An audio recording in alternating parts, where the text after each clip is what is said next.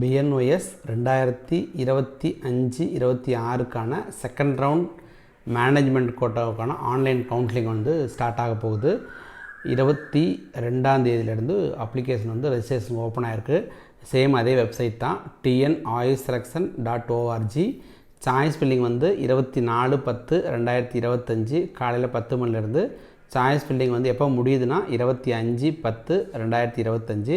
First ரவுண்டில் management கோட்டாவில் join பண்ணவங்கள மீதி இருக்கக்கூடிய மொத்தம் ஃபஸ்ட் ரவுண்டில் பார்த்திங்கன்னா 640 மேனேஜ்மெண்ட் சீட் இருந்தது.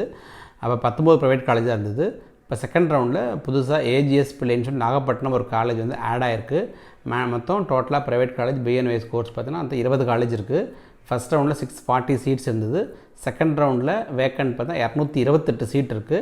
செகண்ட் ரவுண்ட் 228 சீட்டுக்கான வேக்கண்ட்டுக்காக செகண்ட் ரவுண்ட் மேனேஜ்மெண்ட் கோட்டாவுக்கு அப்ளை பண்ணுற மாதிரி இருந்துச்சுன்னா நீங்கள் tnoiselection.org அந்த வெப்சைட்டில் ஏற்கனவே ரெஜிஸ்டர் பண்ணியிருப்பீங்க. அந்த யூசர் நேம் பாஸ்வேர்ட் போட்டுட்டு நீங்கள் சாய்ஸ் ஃபில்லிங் சாய்ஸ் லாக்கிங் வந்து 24 ஸ்டார்ட்டாக 25 முடிஞ்சிடுது. இதோட ரிசல்ட் எப்போ அனௌன்ஸ் பண்ணுறாங்கன்னா 27/10/2025 அந்த செகண்ட் ரவுண்ட் மேனேஜ்மெண்ட் கோட்டாவுக்கான ரிசல்ட்ஸ் வந்து அனௌன்ஸ் பண்ணிடுவாங்க.